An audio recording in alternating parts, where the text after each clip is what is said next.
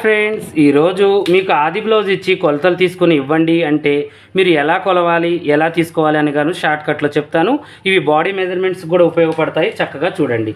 First మనం ఏం చేయాలంటే ఆది బ్లౌజ్ ఇలా పరుచుకొని కప్పు పొడవు చూసుకోవాలి, అది రాసుకోవాలి. తర్వాతకి షోల్డర్ చూసుకోవాలి, తర్వాతకి వచ్చేసి చెస్ట్ లూజ్ చూసుకోవాలి, తర్వాతకి మిడిల్ చెస్ట్ చూసుకోవాలి, తర్వాతకి నడుము లూజ్ చూసుకోవాలి, తర్వాతకి ఆర్మ్ హోల్స్ కొలుచుకోవాలి. ఇలా తర్వాతకి మనం ఏం చేయాలంటే నెక్ డీప్ కొలుచుకోవాలి, తర్వాతకి ఫ్రంట్ నెక్ డీప్ కొలుచుకోవాలి.